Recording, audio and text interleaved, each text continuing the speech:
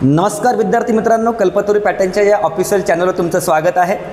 आज आपण विज्ञान विषयातील मराठी माध्यमातील NMMS परीक्षेतील आणि इतर स्पर्धा परीक्षेतील अत्यंत महत्त्वाचे प्रश्न डिस्कस करणार आहोत। त्यांच्याबद्दल आपण संदर्भासहित स्पष्टीकरण पाहणार आहोत।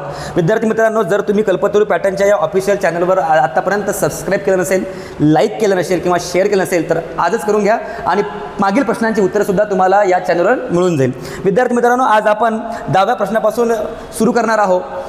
पहिला जो प्रश्न आहे आजचा, पेशी भित्तिका असणारे दृश्यकेंद्रकी बहुपेशीय आणि प्रकाश संश्लेषण करणारे सजीव कोणत्या सृष्टीत मोडतात? विद्यार्थी मित्रांनो, आर्यश विटाकर यांच्या सृष्टीनुसार, यांच्या सजीवांची जी सृष्टी आहे त्यांच्या सृष्टीनुसार 5 सृष्टी त्यांनी सांगितल्या होत्या: मोनेरा, प्रोटिस्टा, कवक, वनस्पती आणि प्राणी।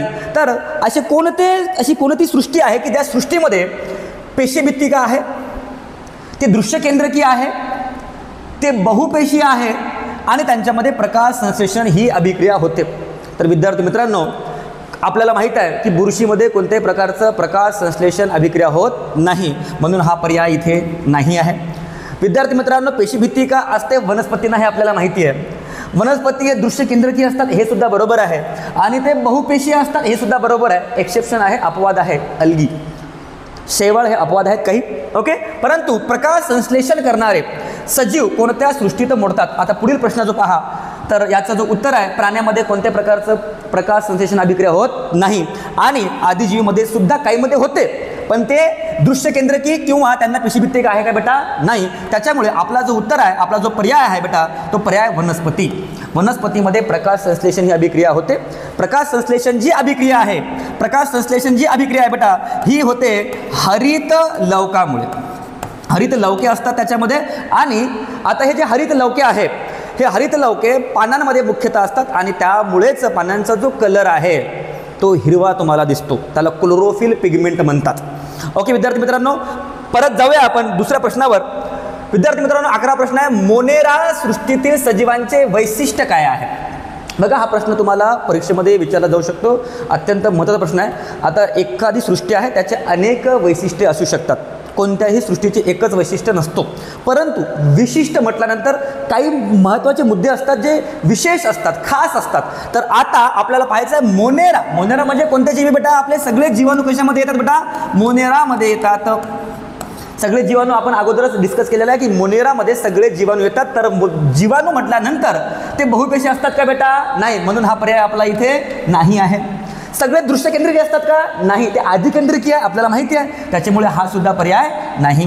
त्यानंतर ते आदिजीवी असतात, हा पर्याय आपला बरोबर आहे। आदिजीवी असतात, ते आदिकेंद्रकी असतात ते, ओके। बघा, आता त्यांच्या पेशीत पटलबद्ध केंद्रक नसतो, त्याच्यामुळे हा सुद्धा पर्याय आपला नाही। बघा, इथे एक आदिजीवी म्हटलंय त्यांनी, इथे लक्षात द्या, इथे पाहिजे आदिकेंद्रकी। काय पाहिजे बेटा इथे? आदिकेंद्रकी, ते आदिकेंद्रकी आहे, हे त्याचं वैशिष्ट्य आहे। बघा, इथे थोडंसं तुम्हाला आदिकेंद्रकी आणि आदिजीवी याच्यामध्ये थोडंसं संबंध ओळखता आला पाहिजे, म्हणजे बऱ्याचदा होऊ शकते, जसं की बाबा आपला इथे प्रश्न समजा इथे आदिजीवी हा शब्द आलेला आहे, होऊ शकते पर्यायाबद्दल त्याला आदिकेंद्रकी शब्द असायला पाहिजे, परंतु बऱ्याचदा स्पेलिंग मिस्टेक म्हणा, प्रिंटिंग मिस्टेक म्हणा, त्या माध्यमातून सुद्धा अशा चुका होऊ शकतात। तर विद्यार्थ्यांना तुम्ही चुकायचं नाही। बघा, इथे आदिजीवी असतात, पण इथे उत्तर असं असायला पाहिजे आपला आदिकेंद्रकी। हा एक छोटा करेक्शन आहे, इथे तुम्ही करायला पाहिजे। पुढचा प्रश्न आहे बेटा, मोनेरा सृष्टीतील सजीव कोणत्या प्रकारचे असतात? मोनेरा सृष्टीतील सजीव कोणत्या प्रकारचे असतात? प्रकार विचारला त्यांनी, काय विचारलं बेटा? प्रकार विचारलाय। मग मोनेरा सृष्टीतील सजीव कोणत्या प्रकारचे असतात? आता ऑप्शन आपल्याकडे, पर्याय आपल्याकडे बघा, 4 पर्याय दिलेले आहेत। तर 4 पर्यायामध्ये ते फक्त स्वयंपोषी असतात का? तर नाही, ते फक्त स्वयंपोषी नसतात। फक्त परपोषी असतात का? हे बी उत्तर चुकीचं आहे। त्यानंतर ते स्वयंपोषी व परपोषी असतात, हे उत्तर बरोबर आहे, कारण की आता मोनेरामध्ये विचारल्या जातात बेटा जीवाणू। मोनेरामध्ये जीवाणू असतात, आणि या जीवाणूमध्ये काही असे जीवाणू आहेत की ते स्वयंपोषी आहेत, आणि काही बेटा परपोषी आहेत। मग आता स्वयंपोषीचं उदाहरण कोणतं आहे? तर स्वयंपोषीचं उदाहरण आहे ब्लू ग्रीन अल्गी। हा प्रश्न 2018 मध्ये MPSC मध्ये गट ब मध्ये विचारण्यात आलेला प्रश्न आहे की ब्लू ग्रीन अल्गीचं नाव काय आहे ना, याला म्हणतात नील हरित शैवाळ. काय म्हणतात त्याला? नील हरित शैवाळ सुद्धा म्हणतात ब्लू ग्रीन अल्गीला. आणि हा बॅक्टेरिया आहे, हा जीवाणू आहे. मग हा स्वयंपोषी झाला. मग जास्तीत जास्त जे बॅक्टेरिया आहेत ते काय बेटा? परपोषी आहेत. जसं दुधामधला लॅक्टोबॅसिली आहे तो परपोषी आहे. तो स्वतःचं अन्न स्वतः तयार करू शकत नाही, त्याला दुधावर अवलंबून राहावं लागतं. तसंच नील हरित शैवाळ आहे हे जीवाणू आहे, त्याला ब्लू ग्रीन असं नाव आहे. आणि या ब्लू ग्रीनचं नाव जर आपण बघितलं तर याचं नाव निघतं बेटा सायनोबॅक्टेरिया. काय म्हणतात त्याला? सायनोबॅक्टेरिया. हा एक जीवाणू आहे. ब्लू ग्रीन अल्गीचं दुसरं नाव जो आहे हा काय बेटा? सायनोबॅक्टेरिया आहे. हे सुद्धा तुम्ही लक्षात घ्या. एक प्रश्न इथे असा तयार होतो आता की नील हरित शैवाळाचं दुसरं नाव काय आहे? तर नील हरित शैवाळाचं नाव काय बेटा? सायनोबॅक्टेरिया किंवा सायनो जीवाणू असं सुद्धा त्याचं नामकरण आहे. पुढील प्रश्नावर जाऊया बेटा आपण. अत्यंत महत्त्वाचा प्रश्न आहे. दही किंवा ताकामध्ये आढळणारे अतिशय लहान बॅक्टेरिया. आता बॅक्टेरिया म्हणजे काय रे बेटा? जीवाणू. दहीमध्ये पहा, दही किंवा ताकामध्ये, दही किंवा ताक हे तुम्हाला माहीत आहे दुधापासून बनतात. मग अतिशय लहान बॅक्टेरिया सारखे सूक्ष्मजीव म्हणजे काय बेटा? मायक्रोब्स, जे तुम्हाला साध्या डोळ्यानं दिसत नाही असे मायक्रोब्सला म्हणतात सूक्ष्मजीव. आपण जे सूक्ष्मदर्शकाच्या माध्यमातून एखाद्या जीवाणूला पाहतो त्यांना म्हणतात सूक्ष्मजीव. आता 5 प्रकारचे वेगवेगळे जे सूक्ष्मजीव आहे आपण या अध्यायामध्ये रेग्युलर क्लासमध्ये आपण ते बघितलेले आहेत. ओके, तर आता सूक्ष्मजीव म्हटल्यानंतर प्लाझ्मोडियम.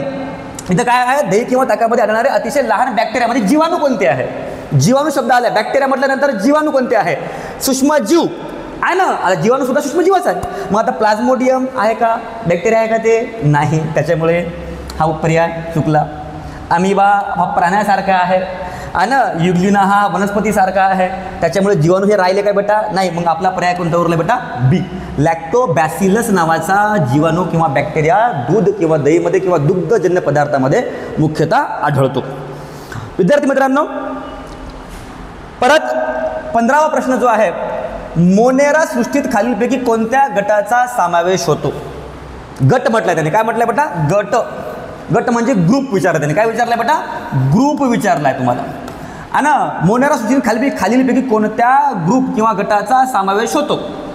आता मोनेरामध्ये कवक येतात का? नाही, कारण की कवकाचं त्यांची स्वतःची आपली एक सृष्टी आहे. कवक हे वेगळ्या सृष्टीमध्ये येतात म्हणून त्यांचं उत्तर हे नाही आहे. ते आदिजीवी असतात का? नाही, ते तर आदिजीवी सुद्धा दुसरा संघ आहे किंवा दुसरी सृष्टी आहे ती आहे ना. जीवाणू व नीलहरित शैवाळ आत्ताच आपण डिस्कस केलं की नीलहरित शैवाळ हे काय आहे बेटा? जीवाणू आहे. काय बेटा? हे जीवाणू आहे. पण कोणता जीवाणू आहे? हा प्रकाश संश्लेषण अभिक्रिया करणारा जीवाणू आहे. अपवाद आहे बघा, लक्ष द्या है ना. नीलहरित शैवाळ म्हणजे सायनोबॅक्टेरिया त्याचं नाव आहे. त्याचं नाव आहे सायनोबॅक्टेरिया किंवा सियानोबॅक्टेरिया. प्रोनाउन्सिएशनमध्ये आपण ते पाहूया. ओके, जीवाणू व नीलहरित शैवाळ है ना. म्हणून वनस्पतींचं स्वतःचं आपली एक सृष्टी आहे, त्याचं आपले किंगडम आहे, त्याच्यामुळे वनस्पती त्याचं उत्तर नाही आहे. म्हणून त्याचं उत्तर कोणतं आहे बेटा? क. जीवाणू व नीलहरित शैवाळ. 15 प्रश्न आहे. सूक्ष्मजीवांचे आकारमान 1 मीटरच्या किती मायक्रोमीटर मध्ये आहे? सूक्ष्मजीव म्हणजे काय बेटा? सूक्ष्मजीव म्हणजे मायक्रोब्स. आपण अगोदरच डिस्कस केलेलं आहे. आपण याच्यावर अगोदर चर्चा केलेली आहे. मायक्रोब्स आहेत ते. इथे आकारमान म्हणजे त्याचा साईज आणि शेप तुम्हाला विचारण्यात आलेला आहे. साईज आणि शेप तुम्हाला विचारण्यात आलेला आहे. मग किती मीटर बेटा? 1 मीटर. मग 1 मीटर आणि सूक्ष्मजीवांची साईज 1 मीटरमध्ये. बघा 1 मीटरच्या किती मायक्रोमीटरमध्ये? मायक्रोमीटर सिम्बॉलचा असं उलटा यू असतो बघा. हा उलटा नाही म्हणतात, उलटाच आहे. यू आहे. त्याला एक छोटीशी अशी रेष आहे खाली. ओके, एक टिकली आहे त्याला आहे ना. M micrometre. एम म्हणजे मिलीमीटरचा असतो. एम हा मिलीमीटरचा. हा त्याचं एकक नाही आहे, मायक्रोमीटर आहे. लक्ष द्या. मग 1 मीटर म्हणजे किती बघा? 10 to the power -3, 10 to the power -6, 10 to the power -9 आणि 10 to the power -12. आता हे जे पर्याय तुम्हाला दिलेले आहेत हे पर्याय तुम्हाला कन्फ्यूज करण्यासाठी देतात. तुम्हाला संशयामध्ये किंवा तुमच्यामध्ये प्रश्न यावं म्हणून हे तुम्हाला असे पर्याय देतात ते. कारण की तुमची जी चाचणी आहे याच आधारावर असते बेटा. पहा आता मायक्रोमीटर त्याचं उत्तर आहे बेटा ब. हे आपण अगोदर डिस्कस केलेलं आहे रेग्युलर क्लासमध्ये. पहा ब याचं उत्तर आहे 10⁻⁻6 एवढं मायक्रोमीटर असते. कोणाचं बेटा? सूक्ष्मजीवाचं. आणि सूक्ष्मजीवांचे आकारमान 1 मीटर त्यांच्या किती मायक्रोमीटरमध्ये आहे? सूक्ष्मजीवांचं ते एकक आहे. ठीक आहे. पुढील प्रश्न पहा. आता जर आपण डिस्कस केलं हा जो प्रश्न आहे टेंदर, हा सहसा तुम्हाला हे नॅनोमीटरची रेंज आहे त्याची, आपण ते पुढील प्रश्नामध्ये बघूया. ठीक आहे, बघा. सूक्ष्मजीवांच्या आकारमानाचे 1 मीटर त्यांच्या किती नॅनोमीटर NM मध्ये असतो. मग आता पहा, सूक्ष्मजीव म्हटल्यानंतर मायक्रोब्स आणि सूक्ष्मजीवांचं प्रत्येक सूक्ष्मजीवांचं आपापलं एक वेगळं एकक आहे. उदाहरणार्थ मी तुम्हाला सांगतो, प्रोटोझोआंचं वेगळी लेवल आहे, अमिबाची वेगळी लेवल आहे, बॅक्टेरियाची वेगळी लेवल आहे. त्यांचे प्रत्येकांचा साईजचं आकारमान आपण डिस्कस केलेलं आहे, आपण ते परत एकदा बघूया.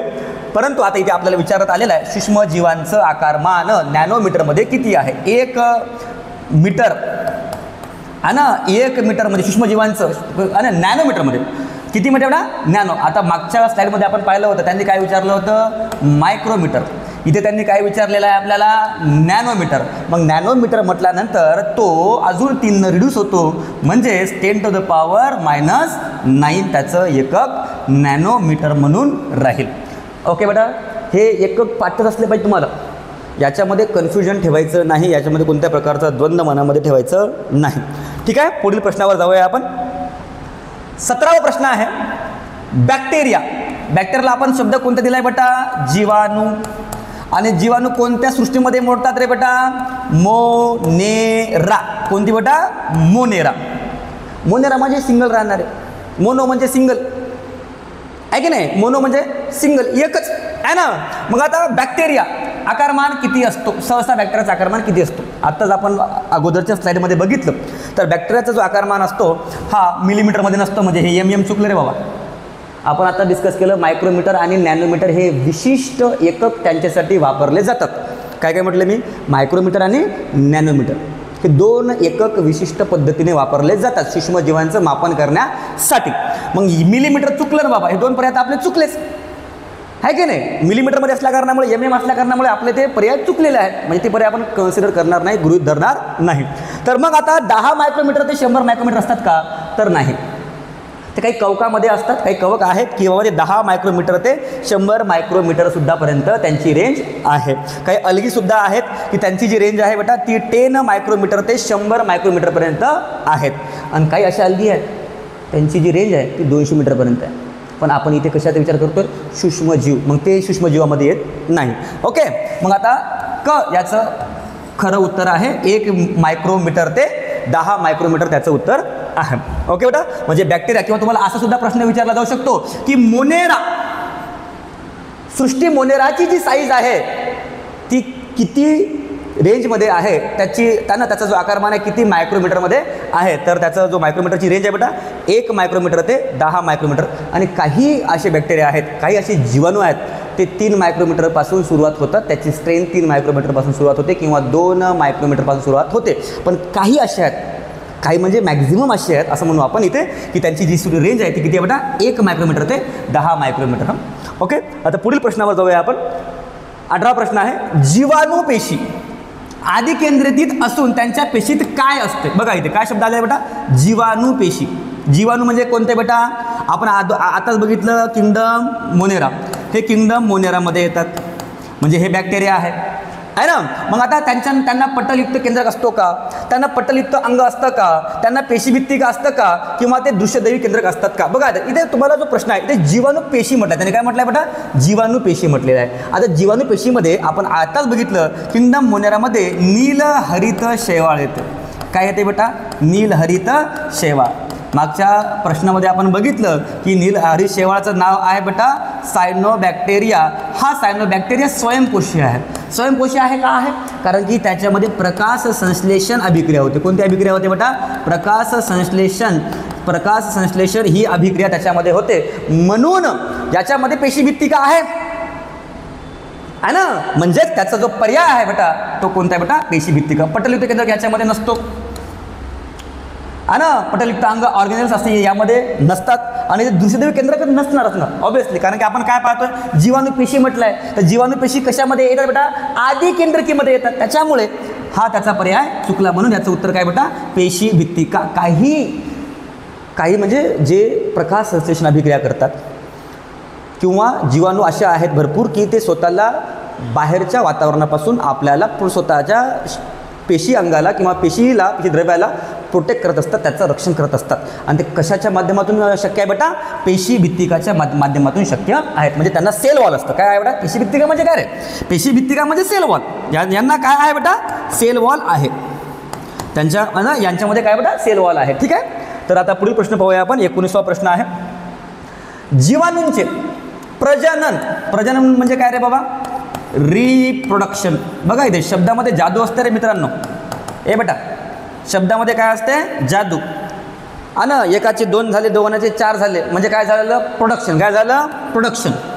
एकाचं 2, दोनाचे 4 म्हणजे काय झालं? प्रोडक्शन. पण ते एकापासून तो दुसरं तयार झाला, त्याने बी काय केलं? जन्म दिलं किंवा दुसरी वस्तू बनवली, त्याची निर्मिती केली. म्हणून याला काय म्हणतात? रिप्रोडक्शन. काय म्हणतात त्याला? रिप्रोडक्शन.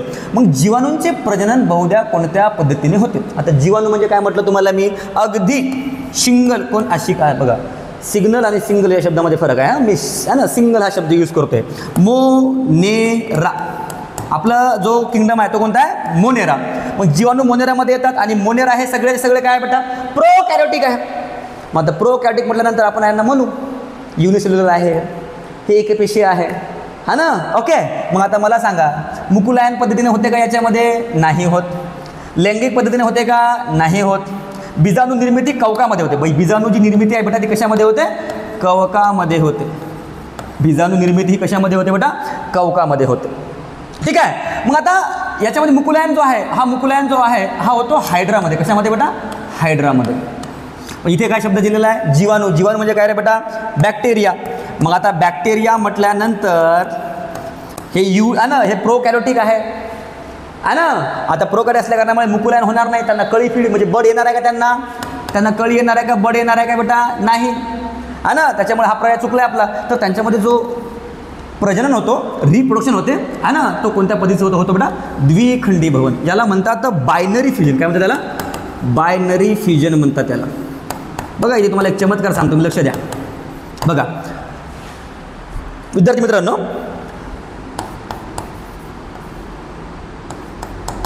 फ्युजन आणि फिजन. बघा आता 2 घटक एकत्र आले तर त्याला म्हणतात फ्युजन. काय म्हणतात त्याला? फ्युजन. आणि एकाचे 2 झाले तर त्याला म्हणतात फिजन. एकत्र आले म्हणजे फ्युजन आणि वेगळं झाले म्हणजे फिजन. तर इथे सजीवांचं जे प्रजनन आहे, जीवाणूंचं जे प्रजनन आहे, ते एकापासून 2 होतात, 2 पासून 4 होतात आणि ही संख्या वाढतच जाते, है ना? त्याच्यामुळे याच्यामध्ये कोणतं बेटा? द्विखंडी भवन या पद्धतीने प्रजनन होते. ठीक आहे. म्हणजे अलैंगिक प्रकाराचा प्रजनन यामध्ये होते. आणि तुम्हाला जर अलैंगिक पद्धतीने विचारलं, आता इथे लैंगिक पद्धत आहे म्हणजे सेक्शुअल रिप्रोडक्शन आहे, ते होते काय बेटा? नाही, ते सिंगल आहे ना आपल्यासारखे, आहे की नाही? त्याच्यामुळे हे द्विखंडी भवनानं होते. ठीक आहे. ओके. चला पुढील प्रश्नावर आपण जाऊया.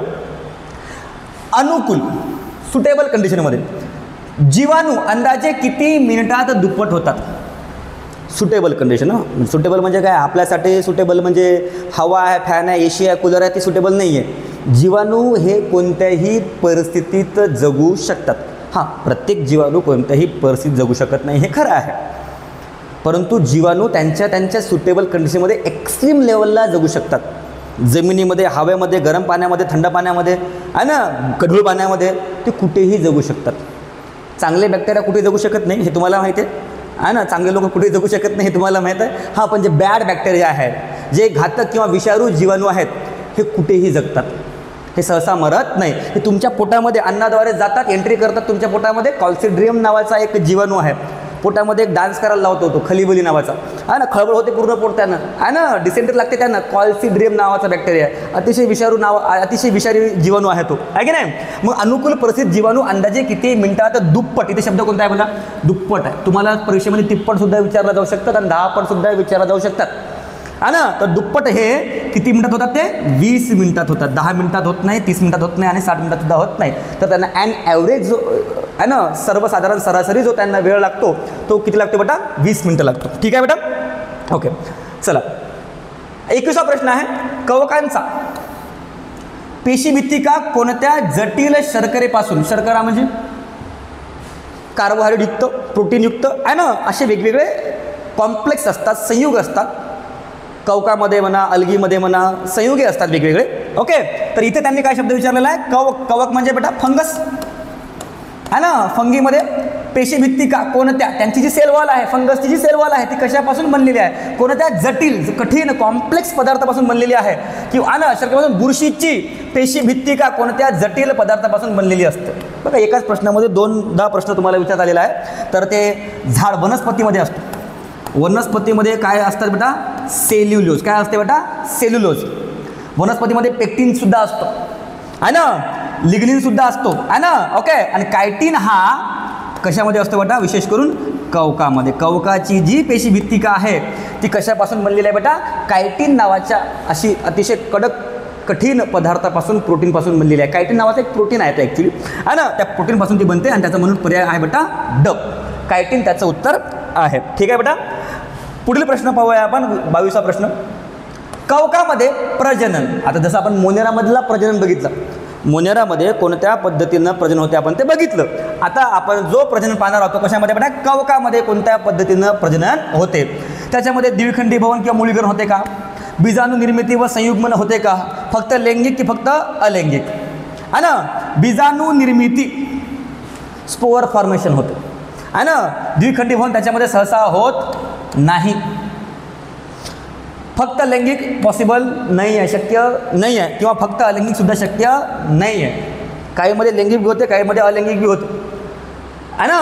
तर म्हणून याचा जो इथे कवकामध्ये प्रजनन कोणत्या अलैंगिक पद्धतीने होते, पर्याय आपल्याकडे किती आहेत, 4 आहे. तर 4 पैकी कोणता आपल्याला वाटतोय म्हणजे जे खरं आहे तो कोणता बेटा, बीजाणू निर्मिती किंवा संयुग्म पद्धतीने कवकामध्ये प्रजनन होते. प्रजननाचे प्रकार आपण सुद्धा डिस्कस केलेले आहेत. प्रजननाचे मुख्यतः 2 प्रकार आहेत, लैंगिक आणि अलैंगिक.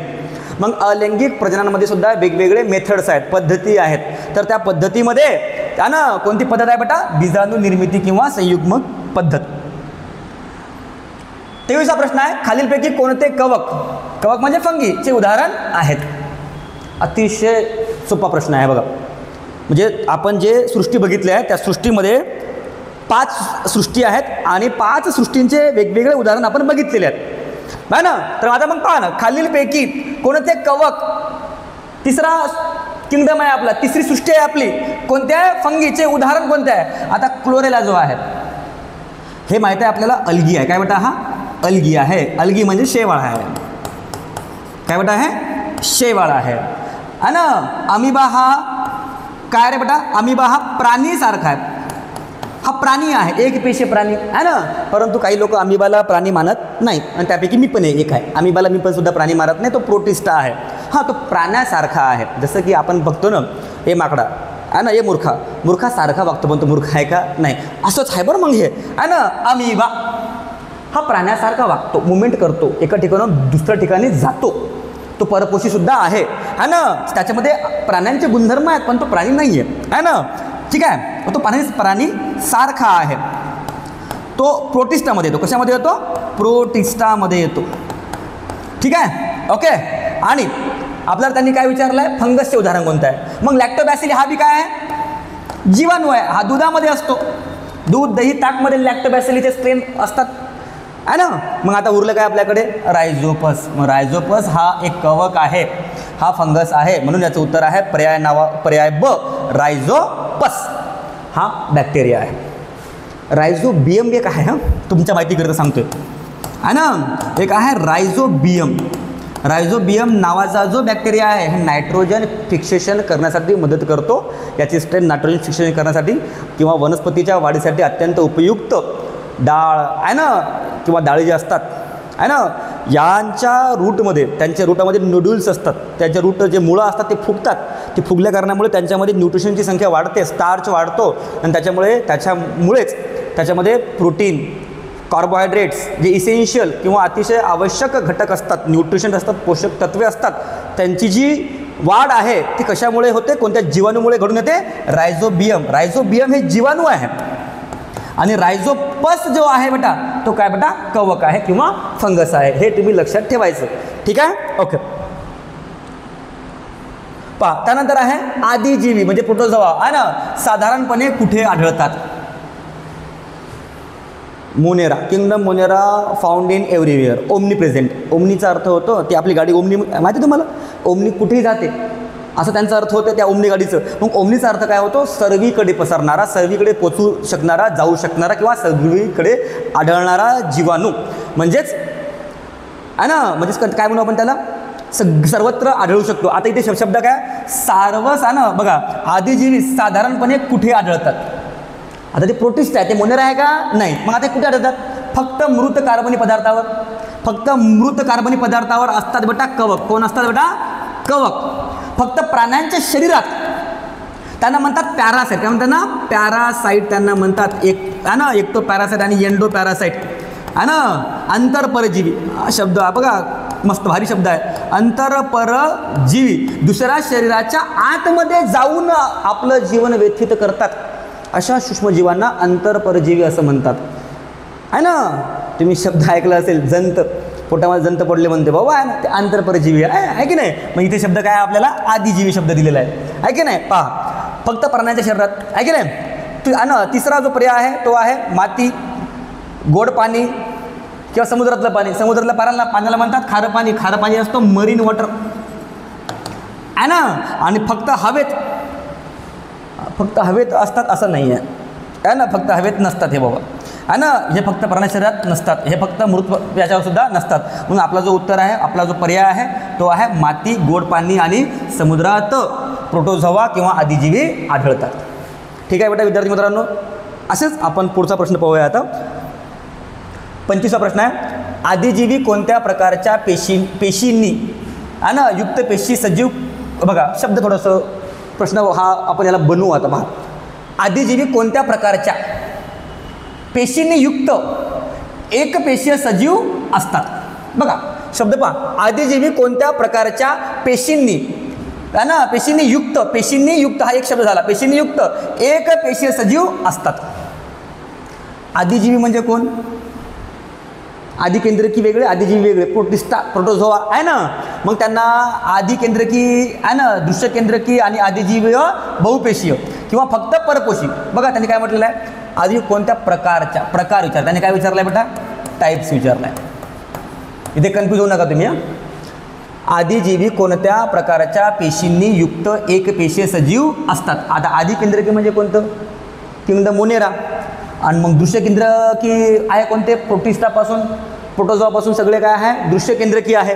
मग ते आदिजीवी आणि बहुपेशी आहेत का? फक्त परपोषी आहेत का? तर याचं जो उत्तर आहे ते फक्त परपोषी तर नाही आहे ना. ओके ठीक आहे, आदिजीवी आहेत आणि बहुपेशी बी आहेत, परंतु इथे शब्द काय आलेला? एकपेशीय सजीव असतात. मग हा पर्याय सुद्धा आपला इथे चुकला है ना. मग ते काय असणार बेटा? दृश्य केंद्रकी हा त्याचा पर्याय बरोबर आहे. दृश्य केंद्रकी म्हणजे पर्याय ब, दृश्य केंद्रकी. आदिजीवी हे दृश्य केंद्रकी पेशींयुक्त एकपेशीय सजीव असतात. प्रोटोस्टा, किंगडम प्रोटिस्टा जो आहे हे सगळे एकपेशीय असतात.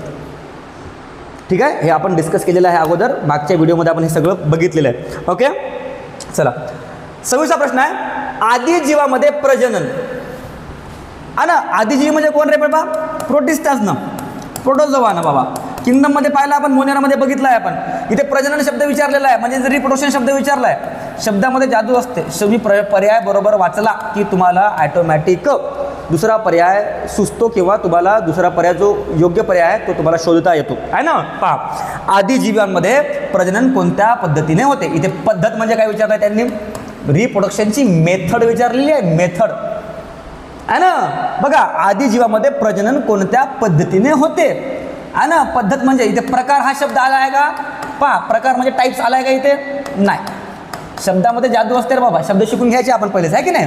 पहा, आदिजीवामध्ये प्रजनन कोणत्या पद्धतीने होते? मुकुलायन पद्धतीने होत नाही आहे ना. ओके ठीक आहे. द्विखंडी भवन आहे ना. बीजाणू निर्मिती हे कवकामध्ये होते. खंडन म्हणजे काय होते? खंडन आहे, खंडन डायरेक्ट, खंडन म्हणजे नाहीसा आहे ना. त्याच्यामुळे हे पर्याय चुकलं, हे पर्याय चुकलं, म्हणजेच द्विखंडी भवनाने होते. आदिजीवामध्ये प्रजनन कोणत्या पद्धतीने होते बेटा? द्विखंडी भवन, द्विखंडी भवनाने होते. म्हणजे एकाचे 2, दोघाचे 4, 4चे 8 असं यांच्यामध्ये प्रजनन म्हणजेच रिप्रोडक्शन होत राहतो. ठीक आहे. ओके 27वा प्रश्न आहे, मलेरिया होण्यास, मलेरिया बघा पूर्वीच्या नावावर आहे सगळे रोग. मला तर आश्चर्य वाटते कधी कधी. पहा ना, मलेरिया, ॲस्केरिया, ॲनॉरेक्सिया, एक आवडता डिसीज आहे माझं अँजिना पेक्टोरिस नावाचा आहे ना. ते एखाद्या हॉलिवूडच्या ॲक्ट्रेसचं नाव नाही आहे बरं. ते चेस्ट पेन होते हृदयामध्ये आहे ना, इकडे बाजूला, त्याला म्हणतात अँजिना पेक्टोरिस आहे ना, ते रोगाचे नाव आहे. हॉलिवूडचं एकट्या ॲक्ट्रेसचं नाव नाही आहे, लक्ष द्या. मलेरिया, मलेरिया म्हणजे बाबा आहे ना, मलेरिया, मलेरियाचा जो वेक्टर आहे, वेक्टर, मलेरियाचा जो वेक्टर आहे बेटा तो आहे फिमेल ॲनाफलस मस्किटो. एक मच्छर आहे, त्या मच्छरचं नाव आहे फिमेल ॲनाफलस मस्किटो. हा फिमेल ॲनाफलस मस्किटो वेक्टर आहे आणि हा वेक्टर एका पॅरासाइटला कॅरी करतो. त्याचं नाव आहे बेटा प्लाझ्मोडियम वायवॅक्स. काय नाव आहे बेटा त्याचं? प्लाझ्मोडियम वायवॅक्स त्याचं नाव आहे. हा प्लाझ्मोडियम, मलेरिया जा तुम्ही, मलेरिया हा जो रोग आहे हा मच्छरमुळे पसरतो, डासांमुळे पसरतो आणि याचे 4 प्रकार पडतात. किती प्रकार पडतात बेटा? 4. सर्वात जास्त वर्ल्ड वाईड जर लोक कोणत्या मलेरियानं ग्रसित असतील तर तो प्लाझ्मोडियमचं नाव काय बेटा त्याचं? प्लाझ्मोडियम वायवॅक्स. हा प्लाझ्मोडियम वायवॅक्स घातक आहे. हा 14 ते 28 दिवसाच्या कालावधीत पसरतो. इन्फेक्शन दाखवतो, सिम्पटम्स दाखवतो आहे ना. ओके, ठीक आहे. तर मलेरिया होण्यास कारणीभूत ठरणारा आदिजीव आहे ना, आदिजीवाचं जो नाव आहे तो काय बेटा? प्लाझ्मोडियम वायवॅक्स नाव आहे त्याचं. 14 ते 28 दिवसापर्यंत याचा कालावधी आहे. इन्क्युबेशन पिरियड म्हणतात त्याला. ओके, त्या पिरियडमध्ये तो पसरतो. आता पॅरामेशियम नाही आहे, युग्लिना नाही आहे आणि इंट अमिबो हिस्टोलायटिका आहे ना. हा पुढील प्रश्नामध्ये आपण डिस्कस करूया. पण याचा जो पर्याय आहे, मलेरिया होण्यास प्लाझ्मोडियम वायवॅक्स नावाचा आदिजीवी कारणीभूत आहे, हे लक्षात ठेवा तुम्ही. ठीक आहे, ओके. आणि फिमेल मच्छर जावते. बरेच बिमारी अशा आहे की ते फिमेल मच्छरनं होते आहे ना. डेंग्यू नावाचा रोग आहे, तुम्ही आपण सर्वसाधारण भाषेमध्ये डेंग्यू म्हणतो, तो सुद्धा फिमेल ॲडेज मस्किटोनं होतो. आता बघा, म्हणजे मी नाही ठरवलं आहे बरं, ते फिमेल मच्छरच चावतात. आता मी काय करू, आहे की नाही, आहे ना. आणि एक अजून एक आहे हत्ती रोग, पाय सुचतात त्याच्यामध्ये, आहे की नाही. तो जो हत्ती रोग आहे ना, तो फिमेल क्युलेक्स मस्किटोनं होते. मच्छराचे नाव एवढं सुंदर आहे बाबा, आपलं तर नाव तेवढं सुंदर नाही आहे, जाऊ द्या, आहे की नाही. पुढील प्रश्नावर जाऊया आपण. 28वा प्रश्न आहे बघा, आणि अमेबियासिस, अमांश, अमेबियासिस होण्यास कारणीभूत ठरणारा आदिजीवी कोणता?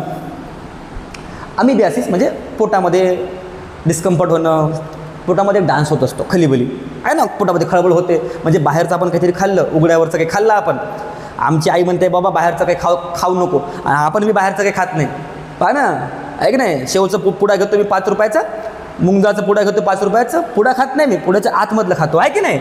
म्हणजे असं करू नका बरं तुम्ही, ठीक आहे. आणि अमेबियासिस होण्यास कारणीभूत ठरणारा आदिजीव कोणता?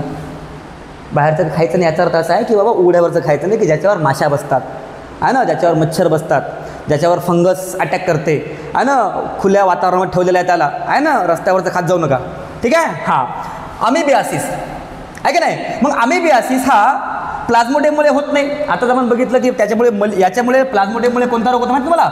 आताच पाहिलं आपण, मलेरिया. काय होतो? मलेरिया रोग होतो आहे ना. युग्लिना आणि पॅरामेशियम हे आदिजीवी आहेत, परंतु हे पॅरासाइट नाही आहेत, म्हणजे हे रोग पॅथोजन नाही आहे की जे रोग पसरवतात. आणि हे अमेबियासिस होण्यास कारणीभूत हे रोग आहे. अमेबियासिस हे रोग आहे, शीश शब्द आला आहे, स्त्रियांचंच राज आहे, काय करावं आहे ना. त्याचं नाव आहे इंट अमिबा हिस्टोलायटिका.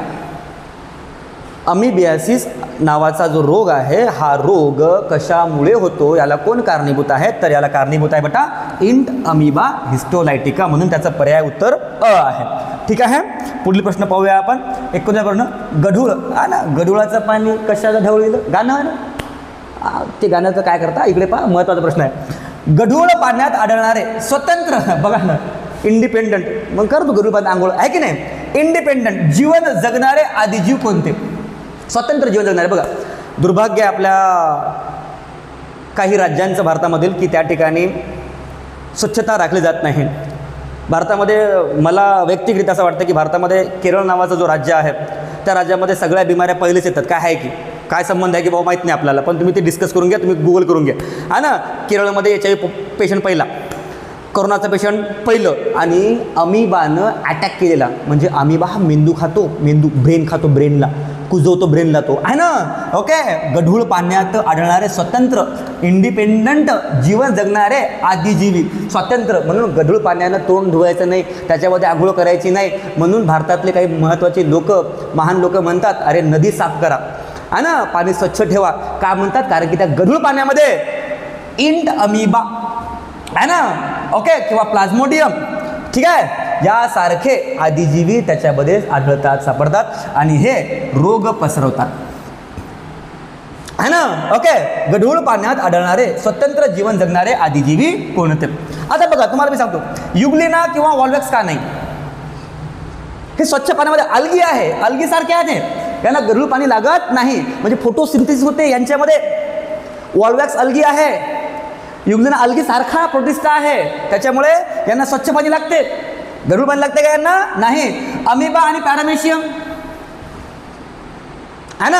आता अमिबा आणि पॅरामेशियम जो आहे हे आदिजीवीच आहे, परंतु या गढूळ पाण्यामध्ये सहसा सापडत नाही किंवा आढळत नाही. आणि सॅल्मोनेला टायफी हा तो जीवाणू आहे. हा काय बेटा? जीवाणू आहे. त्याच्यामुळे हा पर्याय इथे चुकला आपला. सॅल्मोनेला टायफी, यामुळे तो एक बिमारी होते बाबा. सॅल्मोनेला टायफी नावाचा बॅक्टेरिया जीवाणू आहे आणि याच्यामुळे खतरनाक रोग होतो. त्याचं नाव आहे टायफॉइड. टायफॉइड, जी पांढरी पडते भाऊ टायफॉइडनं, आहे की नाही? म्हणून आपलं उत्तर काय बेटा? गढूळ पाण्यात आढळणारे व स्वतंत्र जीवन जगणारे आदिजीवी कोणते? तर आदिजीवी स्वतंत्र जगणारे कोणते बेटा? इंट अमिबा आणि प्लाझ्मोडियम. म्हणून नाही का, प्लाझ्मोडियम यानं मच्छर तयार होते ना भाऊ. फिमेल ॲनाफिलस मस्किटो गावागावामध्ये येतात. टाकी साफ करा म्हणते, टाकी साफ करा म्हणते. गढूळ पाणी जमा होऊ देऊ नका म्हणते, पाणी साठवू देऊ नका म्हणते, पाण्याचे डबके साठवून ठेवू नका म्हणते गावात. कारण की तिथे काय तयार होतं? प्लाझ्मोडियमचे स्ट्रेन तयार होतात तिथे. म्हणून आपला पर्याय कोणता आहे बेटा? इंट अमिबा, हिस्टोलायटिका आणि प्लाझ्मोडियम हे आदिजीवी तिथे मुख्यतः गढूळ पाण्यामध्ये आढळतात. विद्यार्थी मित्रांनो, आजचा शेवटचा प्रश्न आहे, आदिजीवी सृष्टीतील कोणता सजीव स्वयंपोषी आहेत? विद्यार्थी मित्रांनो, परत तुम्हाला पुनश्च एकदा सांगू इच्छितो, जर तुम्ही कल्पतरू पॅटर्नच्या या ऑफिशियल चॅनलला सबस्क्राईब केलं नसेल, लाईक केलं नसेल किंवा शेअर केलं नसेल तर आजच करून घ्या. आणि अत्यंत महत्त्वाचे प्रश्न भविष्यामध्ये आपण पाहणार आहोत. पोलीस भरतीचे प्रश्न आपण पाहणार आहोत. स्पर्धा परीक्षेमधील अजून MPSC मधले काही प्रश्न आपण डिस्कस करणार आहोत. तर या सगळ्या प्रश्नांचे उत्तरे तुम्हाला मिळवण्यासाठी या चॅनलला तुम्ही नक्की फॉलो करा, लाईक करा आणि शेअर करा. तर शेवटचा प्रश्न आहे आजचा बेटा, तो आहे 30वा प्रश्न आपला, आदिजीवी म्हणजे प्रोटिस्टा सृष्टीतील कोणता सजीव स्वयंपोषी आहे? स्वयंपोषी म्हणजे ॲटोट्रॉफ्स, स्वतःचं अन्न स्वतः तयार करणारा. मी तुम्हाला त्या दिवशी सांगितलं की किंगडम प्रोटिस्टा, सृष्टी आदिजीवी किंवा प्रोटिस्टा हे सगळ्या बाकी 3 किंगडमची उरलेल्याची कनेक्टिंग लिंक आहे किंवा त्यांना जोडणारा दुवा आहे. कारण की प्रोटिस्टामध्ये वनस्पतीसारखे, कवकासारखे आणि प्राण्यांसारखे सजीव आढळतात, पण ते नाही आहे. म्हणजे अमिबा हा प्राणी आहे का? नाही आहे, प्राण्यासारखा आहे. तसंच लक्ष द्या. तर आदिजीवी सृष्टीतील कोणता सजीव स्वयंपोषी आहेत? मग पॅरामेशियम, इंट अमिबा, युग्लिना आणि प्लाझ्मोडियम. प्लाझ्मोडियम तर नाही आहे भाऊ, हा पॅथोजनवाला आहे. इंट अमिबा सुद्धा नाही, हा प्राणीसारखा आहे ना. पॅरामेशियम सुद्धा नाही आहे. तर हिरवगार, हिरवं कलरचं वनस्पतीसारखं, अल्गीसारखं दिसणारं जो जीव आहे तो कोणता आहे बेटा? युग्लिना. म्हणून याचं पर्याय आहे क, युग्लिना. विद्यार्थी मित्रांनो, आज आपण 30 प्रश्नापर्यंत पोहोचलो आहोत. पुढील प्रश्नामध्ये आपण डिस्कस करणार आहोत. ओके. तर या चॅनलला, कल्पतरू पॅटर्नच्या ऑफिशियल चॅनलला तुम्ही सबस्क्राईब करा. धन्यवाद.